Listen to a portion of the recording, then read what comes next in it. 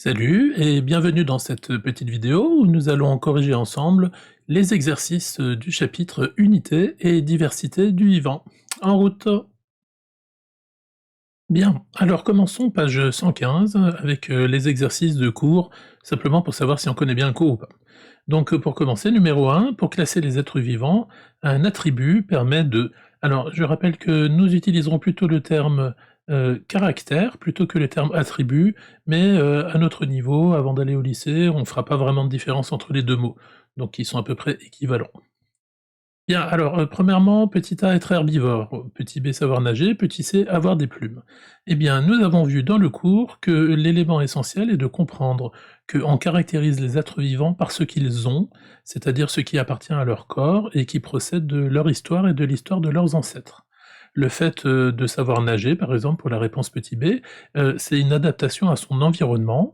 Eh bien, il peut y avoir des animaux, des êtres vivants de manière plus générale qui sont extrêmement différents et qui, doivent, répondre aux contraintes de leur environnement. C'est-à-dire, par exemple, se déplacer, dans l'eau s'ils vivent dans l'eau et donc ils vont tous trouver des réponses plus ou moins satisfaisantes, même s'ils ont des liens de parenté très, très, très éloignés. C'est pour ça que, utiliser, l'argument du type savoir nager, c'est-à-dire ce qu'ils font, n'est pas, un bon choix pour pouvoir, montrer que des êtres vivants sont proches. Donc c'est plutôt, ce qui constitue leur corps qui va être le bon argument. Donc ici, la bonne réponse, c'est la réponse C, comme ceci. Deuxièmement, un attribut ou un caractère commun à tous les êtres vivants est la présence de poils, bien sûr que non, puisque ça c'est spécifique, des animaux qu'on appelle les mammifères, des cellules ou bien des feuilles. Alors les feuilles, c'est un cas particulier donc d'un certain nombre d'êtres vivants qui font partie des végétaux, et donc la bonne réponse, c'est la réponse B, c'est-à-dire qui possède des cellules.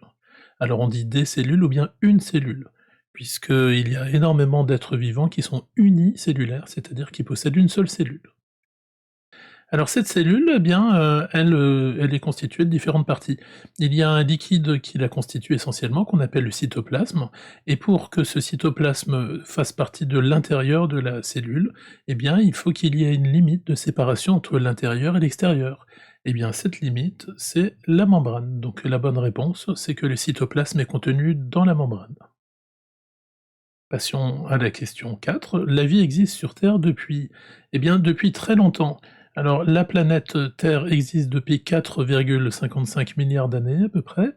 On a une très très grande précision sur cette valeur, même 3 chiffres après la virgule.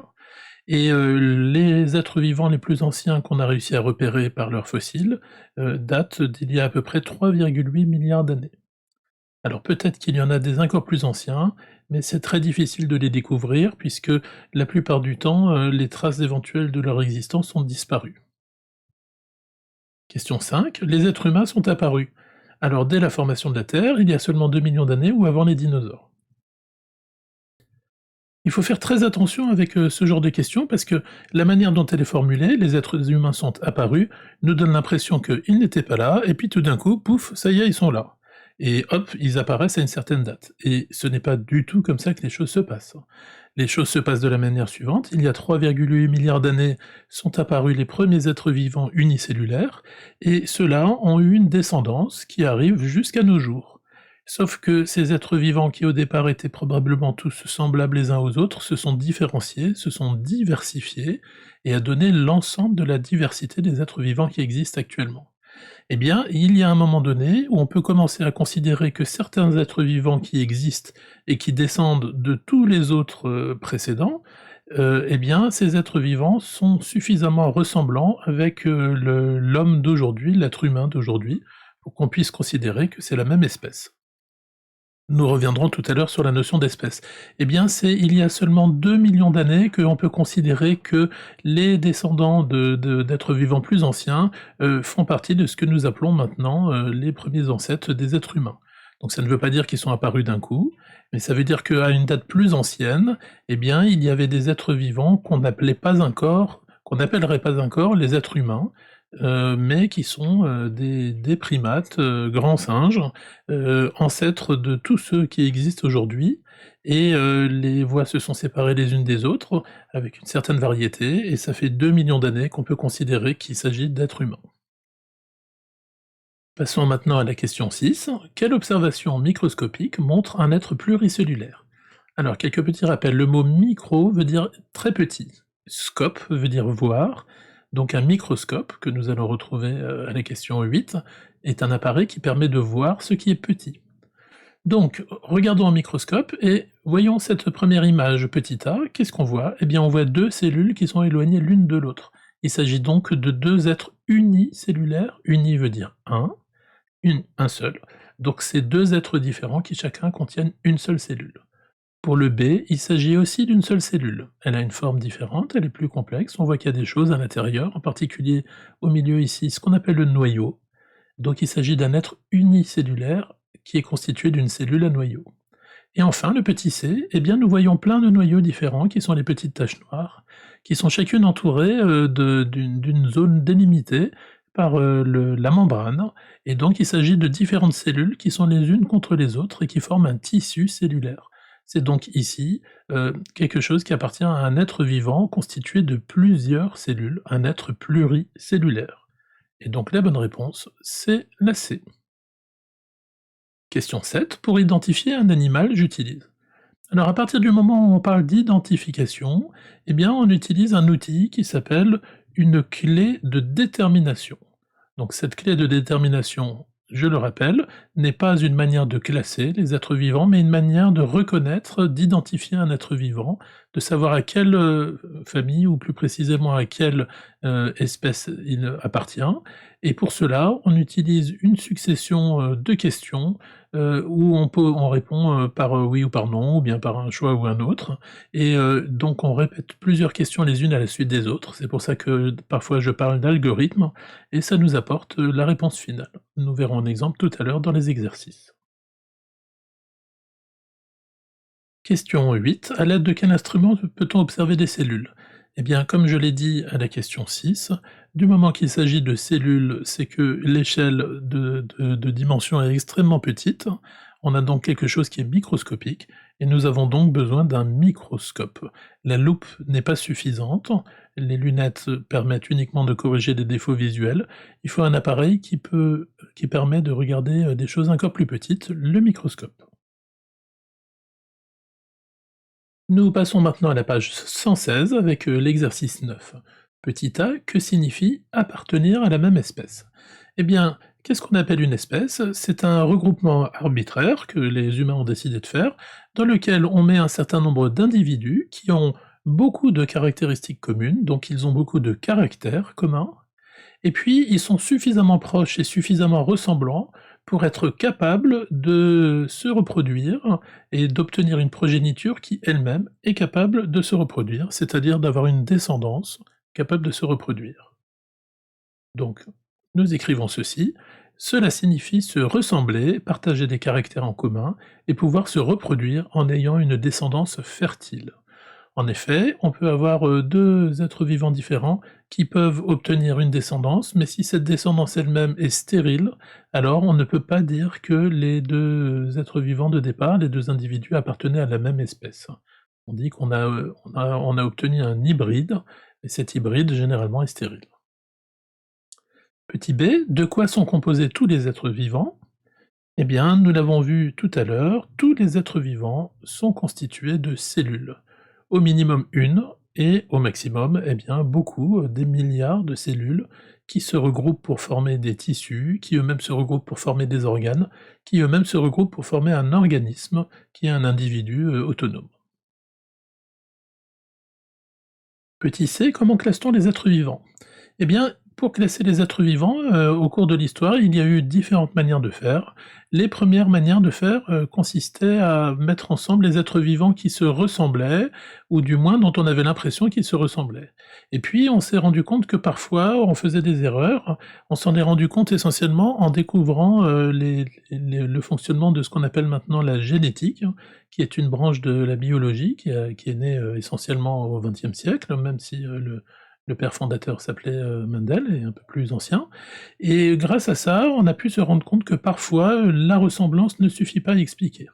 Donc tout ce qui est ressemblance, permet de faire, un classement qu'on appelle phylogénique, Et puis, la génétique permet, associée à la phylogénie, de faire un classement phylogénétique. Et là, on obtient des résultats qui sont extrêmement fiables. Je reviens au principe du classement. Donc on va commencer par déterminer des caractères, qui donc caractérisent les êtres vivants, et puis les individus, qui ont des caractères, semblables, on peut les mettre ensemble dans une boîte, donc comme ceci, on va l'écrire comme ceci. Donc cette boîte, on va appeler ça un groupe, qui est déterminé en fonction des caractères. Et ces groupes peuvent être emboîtés les uns dans les autres, et donc former ce qu'on appelle une classification. Et déterminer quelle est la place que doit occuper un être vivant, de savoir dans quel, groupe doit être rangé, eh bien ça s'appelle assigner l'être vivant à la classification. Petite idée, que peut-on conclure si 2 espèces partagent les mêmes attributs ou mêmes caractères? Eh bien, on peut en déduire que, au moins sur ce point-là, ces 2 espèces sont proches, et donc on peut les mettre dans un même, groupe, dans une même boîte, dont tous les éléments, possèdent un caractère commun qui a été déterminé. Donc 2 espèces partageant des attributs ou des caractères ont un lien de parenté et peuvent être classées dans un même groupe emboîté. Petit e, quel outil permet de trouver le nom d'espèce d'un être vivant? Nous l'avons vu tout à l'heure, il s'agit de la clé de détermination. Passons à l'exercice 10, où il s'agit de construire des phrases avec les mots proposés. Donc, pour le petit a, nous avons les mots cellule, noyau, membrane, cytoplasme, il manque les verbes, et donc voici la phrase que l'on peut proposer. Une cellule est composée d'un cytoplasme délimité par une membrane, et elle contient un noyau. Passons au petit b, nous avons les mots être vivant, entre eux, même espèce, se reproduire. Et donc la phrase que je te propose est: «Des êtres vivants qui peuvent se reproduire entre eux appartiennent à une même espèce». Ici, je te rajoute au passage ce qui a été dit avant, c'est que quand la descendance n'est pas fertile, ce sont des hybrides, et alors, on ne peut plus parler de même espèce. Petit c, cellule, microscope visible. Je te propose: un microscope permet de rendre visibles des cellules. Et enfin, même boîte, classée, attribut commun pour la question petit d, et nous obtenons: on classe dans une même boîte des espèces qui possèdent des attributs en commun. Je rappelle que nous utiliserons de préférence le mot caractère. Passons à l'exercice 11 et complétons les phrases suivantes. Petit a. Sur Terre, les espèces actuelles ont des liens de parenté avec des espèces du passé. Petit b, une espèce est définie comme un ensemble d'individus qui se ressemblent et dont la descendance est fertile. Petit c, un être vivant est constitué d'au moins une cellule. Et enfin, petit d, les dinosaures et les oiseaux partagent des attributs en commun comme les plumes. Alors c'est vrai pour la majorité des dinosaures. Plus tard, tu verras que parfois certains caractères disparaissent en cours de route, mais c'est un peu plus compliqué, on va laisser ça pour le moment de côté. Exercice 12, il faut choisir la bonne réponse. Donc, petit a, les fossiles sont 3 possibilités: des traces d'êtres vivants disparus, des organismes toujours vivants à l'heure actuelle, ou bien de vieilles statues. Et la bonne réponse, c'est des traces d'êtres vivants disparus. D'ailleurs, au passage, parfois on entend l'expression de «fossile vivant», qui ne veut pas dire grand-chose en vrai, puisque à partir du moment où c'est des fossiles, c'est que c'est des traces d'êtres vivants qui ne sont plus, vivants, hein, mais qui ont laissé leurs traces. Par exemple, soit c'est eux-mêmes qui ont, par exemple, une partie de leur squelette qui a été pris, entre, donc quand l'être vivant est mort, eh bien, les parties qui les constituaient ont pu rester prisonnières, par exemple, entre 2 couches de terre, d'argile, et on retrouve parfois leurs traces. Ou bien ça peut être des traces indirectes, par exemple, un animal qui se déplace et qui laisse des empreintes de pas qui ont été trouvées. Petit b, les cellules d'un être vivant pluricellulaire sont, alors au choix, toutes de forme identique, de formes différentes mais avec une organisation identique, ou bien de formes et avec des organisations différentes? Eh bien, la bonne réponse, c'est la deuxième, c'est des formes différentes, puisque si nous prenons un être vivant comme un humain, eh bien, les cellules, certaines cellules du cerveau ou du foie ou de la peau ou d'un os ou du cœur sont des cellules différentes, mais elles ont une organisation identique. En effet, elles ont un cytoplasme qui est délimité par, une membrane, elles ont un noyau qui possède, du matériel génétique et ainsi de suite. L'exercice 13 est un exercice qui est plus difficile, mais qui est aussi très intéressant. Donc, il y a des explications, complémentaires pour aider et nous allons en parler, un peu en détail parce que, on va découvrir des choses qui peuvent être, assez surprenantes pour certaines personnes, même des adultes qui peuvent être surpris. Alors on commence par lire, l'extrait, des Origines de l'homme expliqué à nos petits enfants de Pascal Pic. Donc, question: «As-tu un frère ou une sœur?» «Oui». «Tu es bien d'accord que c'est la personne qui te ressemble le plus au monde?» «Oui, bien sûr». «Et pourquoi?» «Eh bien, trop facile, parce que nous avons les mêmes parents». Eh bien, Darwin, Charles Darwin, dit que c'est exactement pareil entre les espèces. C'est-à-dire que si on cherche les parents de nos parents, de nos parents, de nos parents, et ainsi de suite, eh bien, en remontant en arrière jusqu'à très, très, très, très, très, très loin, eh bien, on peut remonter jusqu'à l'origine de l'ensemble des êtres vivants. Et puis si on redescend dans l'autre sens, eh bien, à chaque génération, il y a, une diversification qui apparaît. Donc, ses frères et sœurs sont les plus proches de nous et ensuite, et aussi nos parents. Et puis si on vient vers nos grands-parents, nos cousins, eh ben, ils sont très proches aussi, mais un peu moins. Et au fur et à mesure qu'on remonte dans les générations, eh bien, les cousins, les arrière-petits-cousins et ainsi de suite, on a de moins en moins de points communs. Alors quand il s'agit de l'ensemble des humains, on est quand même tous extraordinairement proches les uns des autres.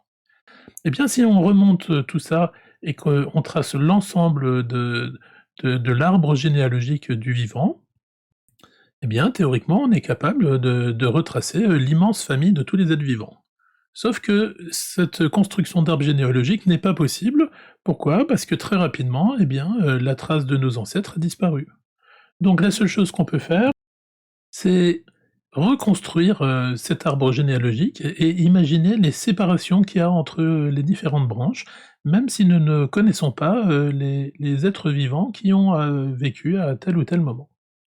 Alors, la première classification, dite classique, elle, comme je l'ai expliqué tout à l'heure, se basait sur l'existence des ressemblances entre les êtres vivants.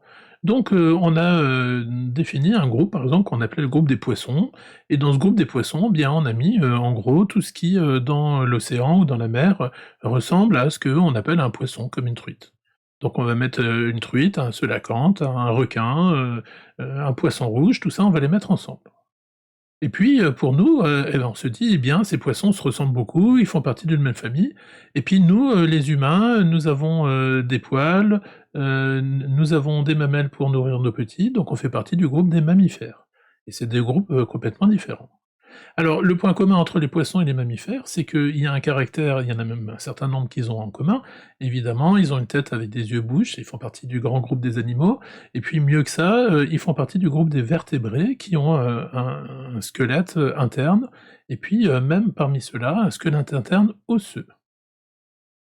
Eh bien, depuis qu'on a fait des progrès, de génétique, on s'est rendu compte que ce n'était pas comme ça que ça fonctionnait.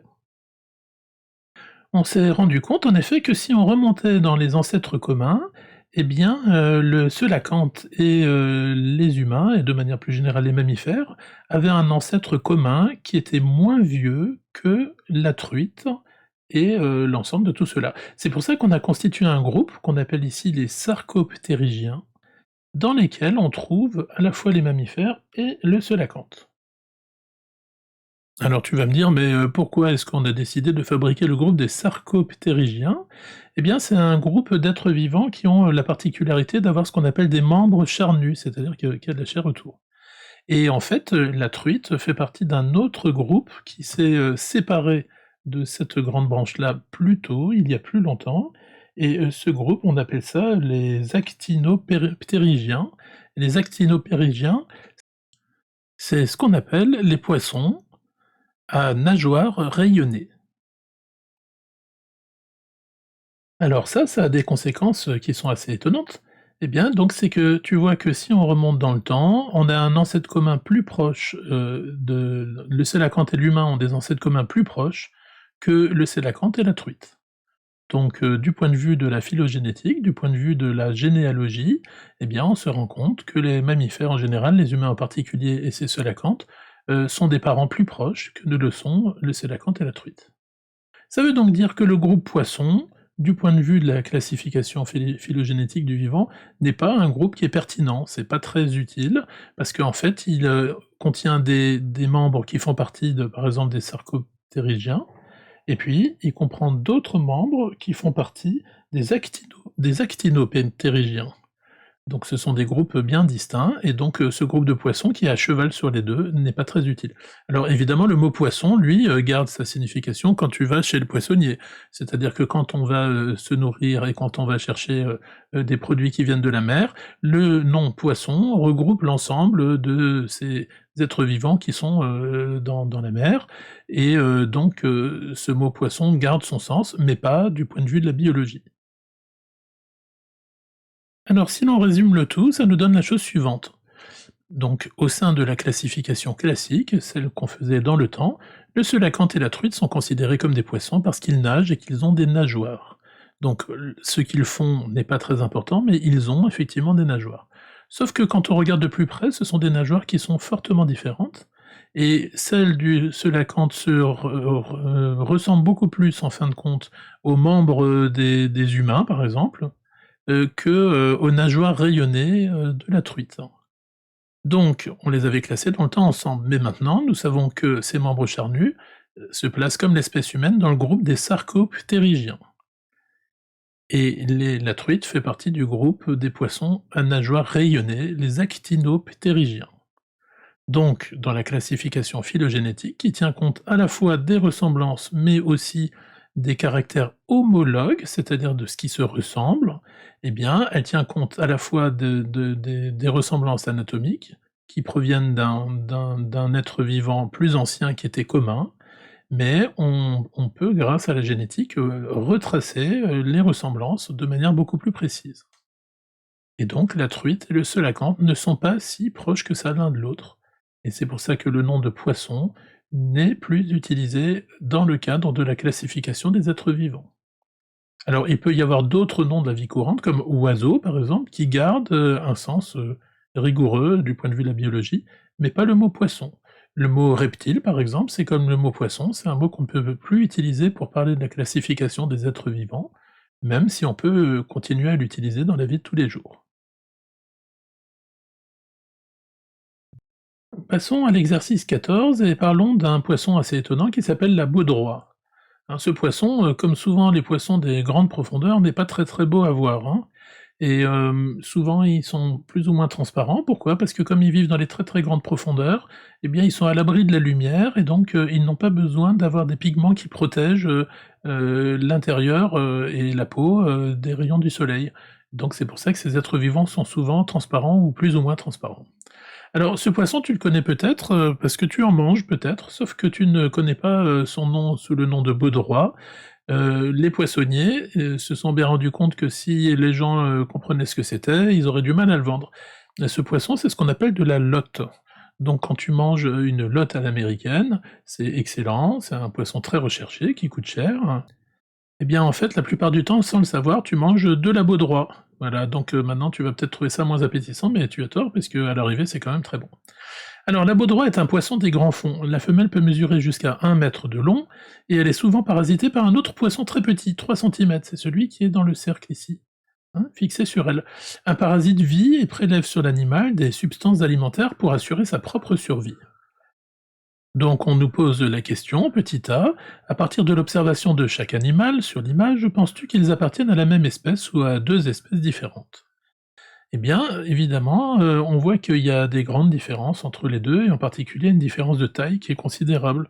Donc la réponse qui vient assez naturellement, c'est la différence de taille de ces deux individus suggère qu'ils n'appartiennent pas à la même espèce. Question petit b, sachant que le petit poisson est en réalité un mâle capable de se reproduire avec la grande femelle, dire si ces deux animaux sont finalement de la même espèce. Donc contre toute attente, voici une femelle qui peut faire jusqu'à 1 mètre de long et voici un mâle qui fait 3 centimètres. Et si on nous dit qu'il s'agit du mâle et de la femelle et qu'ils sont capables de se reproduire et donc d'avoir une descendance qui est fertile, eh bien on en déduit qu'il s'agit bien de la même espèce. Donc ici, entre le mâle et la femelle, le mâle qui est tout petit et la femelle qui est grande et beaucoup plus, imposante, il y a une différence considérable et pourtant il s'agit bien de la même espèce. Donc finalement, on voit que dans certaines espèces, il peut y avoir des différences considérables entre mâles et femelles, mais à partir du moment où ils sont capables de se reproduire et d'avoir une descendance fertile, c'est qu'il s'agit bien de la même espèce. L'exercice 16, voici deux photographies d'observation microscopique de cellules appartenant au même groupe des champignons. Donc les champignons forment un groupe qui est distinct des animaux d'une part et des végétaux d'autre part. C'est un troisième groupe. Et si on regarde les ancêtres communs, eh bien les champignons et les animaux ont des ancêtres communs plus proches que les autres végétaux. Donc quelque part, eh bien, nos ancêtres communs avec cette levure ou ces levures ou ces champignons de Paris sont, moins vieux que, les ancêtres communs que nous pouvons avoir avec, un arbre ou bien une fleur. Alors petit A fait un dessin d'observation, n'oublie pas le titre de grossissement, je te laisserai le faire. Petit B place les légendes, donc c'est toujours important. Et nous allons parler du petit C, précise dans chaque cas si le champignon est unicellulaire ou pluricellulaire. Eh bien ici, on a ce qu'on appelle une colonie. Une colonie, c'est un grand groupe d'individus. Donc chaque individu, c'est une seule cellule. Ces cellules sont différenciées les unes des autres. Et donc nous avons certains champignons comme les levures qui sont des champignons unicellulaires. Chaque cellule est un être vivant autonome, indépendant. Simplement, ils vivent en grande colonie, comme, je sais pas, dans une fourmilière, bah, tu as beaucoup de fourmis. Et ici à droite, dans le champignon de Paris, au contraire, nous avons, des cellules qui sont, regroupées, les unes avec les autres, dans lesquelles on voit, des zones plus noires qui sont, les noyaux cellulaires et on voit des séparations à certains endroits là qui sont entourés dans les petits, ronds bleus, hein, c'est la limite entre les différentes cellules et donc le champignon de Paris est un être vivant pluricellulaire. Donc on voit que les champignons ont une grande diversité, certains sont unicellulaires comme les levures et d'autres sont pluricellulaires, comme, les champignons qu'on mange et ceux qu'on peut voir dans la forêt.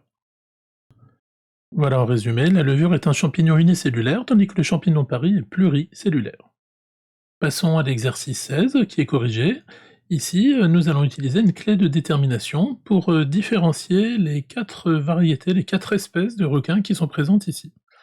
Donc, pour commencer, le requin, numéro 1, eh bien, nous voyons qu'il a un dos gris-bleu et un ventre blanc, donc on part de ce côté. Et puis au niveau du museau, il a un museau court, donc ça ne peut pas être celui-ci, on part de ce côté. Et maintenant, il reste à savoir s'il a des pointes noires sur la nageoire ou pas. Alors si on regarde, eh bien, on ne voit pas de pointes noires sur la nageoire, et donc il s'agit du requin gris de récif, comme ceci. Passons au requin numéro 2. On reprend l'algorithme depuis le départ. Pareil, il a un dos gris et ventre blanc. Il a un museau qui est court, mais cette fois, on voit bien que sur, la nageoire, dorsale, par exemple ici, il y a, une pointe, noire et donc il s'agit du requin à pointe noire. Passons au requin numéro 3. Eh bien, il a toujours un dos gris-bleu et un ventre blanc, mais cette fois son museau est long. Donc il s'agit du requin bleu. Ici, nous avons moins d'étapes pour arriver au résultat final. Et enfin, le requin numéro 4, eh bien, il possède un ventre brun-jaune et le dos aussi, et il s'agit du requin citron. Donc une clé de détermination permet de trouver de quelle espèce il s'agit à partir du moment où on a, les caractères nécessaires pour faire les distinctions. Ça sous-entend qu'il y a des biologistes qui ont fabriqué ces clés de détermination pour, pouvoir les utiliser, de manière pratique. Donc si la clé de détermination n'est pas, adaptée, aux individus qu'on est en train d'essayer de déterminer, eh bien on ne peut pas déterminer de qui il s'agit. Passons au dernier exercice, classer un être vivant. Eh bien ici, il s'agit, de cet être, qu'on appelle un dinosaure. c'est une espèce fossile, c'est-à-dire que c'est une espèce, qui n'existe plus actuellement et dont on a trouvé des traces. Eh bien, on a pu, observer qu'il possède 2 yeux et une bouche, hein, d'après, les restes, fossiles que nous avons trouvés. Il a un squelette osseux, clairement, et puis on a montré, il n'y a pas si longtemps que ça, la présence de plumes, en particulier, sur les queues. Alors on sait aujourd'hui que ce fossile date d'il y a 120 millions d'années. Alors ce système de datation, peut se faire de plusieurs manières différentes. Soit, le squelette a été trouvé dans une couche, sédimentaire, c'est-à-dire à une certaine profondeur dans le sol, qu'on est capable de dater d'autres manières, soit on utilise directement des méthodes physico-chimiques, qui sont compliquées et qu'on va pas développer ici. Mais on est capable de faire ça très, très bien. Alors on nous dit, question: «À l'aide du tableau en page 101, place ce fossile dans le groupe emboîté adéquat». Eh bien, je récupère, le document que voici, qui était page 101. Eh bien, dans ce document, nous avons donc, une matrice sur laquelle nous avons 1, 2, 3, 4, 5, 6